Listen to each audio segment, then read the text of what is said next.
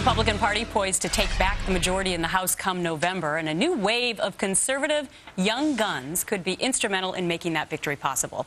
I'm joined now by three of them, Republican Congressman Eric Cantor, Paul Ryan, and Kevin McCarthy. They are the co-authors of the new book, Young Guns, a new generation of conservative leaders. Good morning, gentlemen. Good morning. I should say congressmen, all three of you. Let me just get it right out of the bag right away. What's the requirement to be a young gun? What age? Well, there's not an age to it. This is something that Fred Barnes coined 3 years ago. In 2006, the party was fired for their spending errors. And Fred Barnes looked at the group of people that could help bring the Conservative Party back based upon principles and solving problems, and that's really what defines Young Guns. So you were the strategist, yes. Congressman Ryan was the thinker, and Congressman Cantor was the leader. Mm-hmm. Do those labels fit?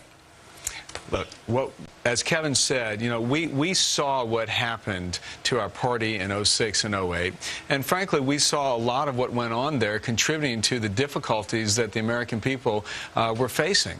And so what we tried to do was to go and look for candidates to come join us in a movement that is now inside and outside Washington that is based on a very optimistic, conservative view for America. And Gretchen, right now, people are very frustrated. We know that. People are out of work, and they're let down by what their government has shown them. Yep. And we're about trying to change that by going back to the common sense conservative vision that we know has been the successful formula for America. But Congressman Ryan, some of that change means going against the establishment Sure. within your own party. Absolutely. The purpose of this book is to own up to the fact that the Republican majority lost its way the last time we were in the majority. We have to own up to that if we're going to rededicate ourselves to these founding principles that built this country. What we're trying to do here is go out and recruit men and women from across America to come to Congress, not to have a career in politics, but to come and advance a cause of getting this country back on track. One of the most divisive issues in the last year has been health care. The Democrats said, look, once you read the bill and once it's actually in effect, you'll like it a lot better than you did before. All the polls now are saying that's not true, right?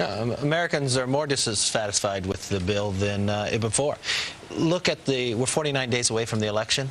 There's not one Democrat running an ad saying they voted for it or touting it. You now have Democrats walking back away. You now have the first start of repealing it when the 1099 forms are coming up. So this is a march of going through that we have to repeal this bill and correct what has gone wrong. I would say one of the first things that we'll do if we are lucky enough to regain the majority is to put a bill on the floor and to repeal Obamacare. And we've got to begin to coalesce around this notion that that bill is not good for America. Obviously, we have a president in the White House who is not going to necessarily go along with that vision, but it's up to us, if we are lucky enough to be in that position, to shine the spotlight on what's so wrong with this bill and, frankly, how it is detrimental to job growth, which is where most Americans want to see some progress. All right, Young Guns, if you would stick around because we want to carry you over for another segment. I want to talk taxes with you right when we return.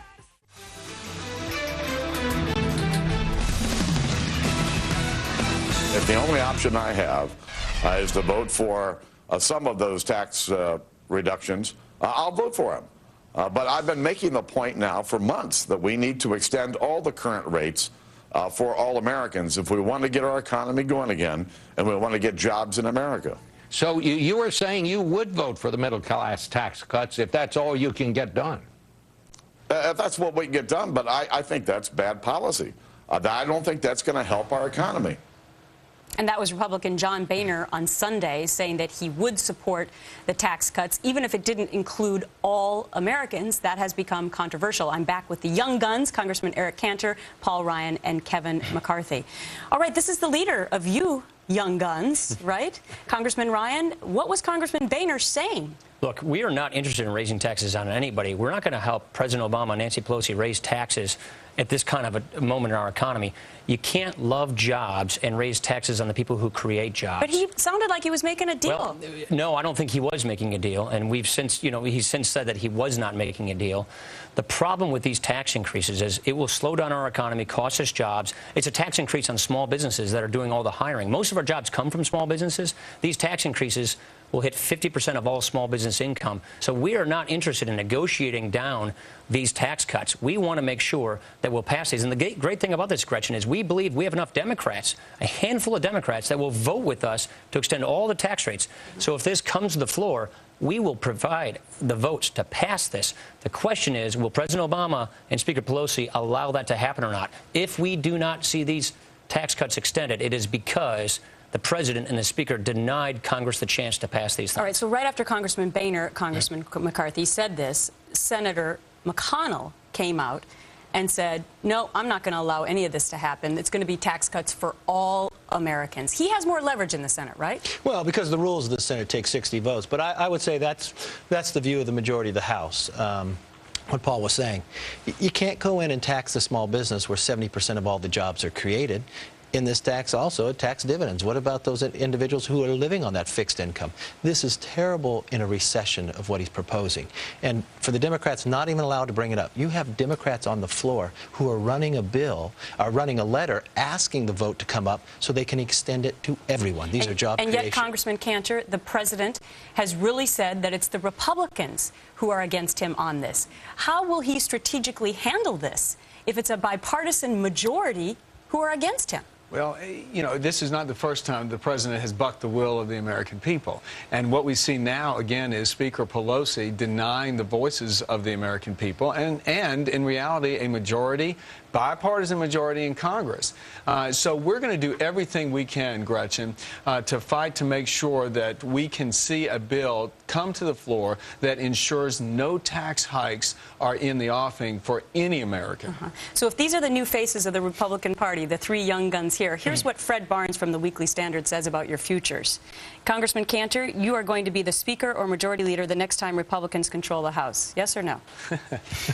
None of us are into measuring drapes. What we're trying to do right now is to reset the equation, both for our party and the country. And we believe we have put together a team that can do that. Congressman Ryan, you're going to be the chairman of the House Budget Committee. Again, we don't want to measure the drapes. We want to win this election. I assume, Congressman McCarthy, you're going to tell me you're not going to measure the drapes. Go ahead. When you're also going to be in a majority leader or whip position, according to Fred Barnes. I've only been there 4 years. I don't even have drapes, so I mean, I got blinds. Good answer. The Young Guns, it's a new book, a new generation of conservative leaders. Congressman, what a pleasure to speak with you. Thanks so much. Thanks for having us.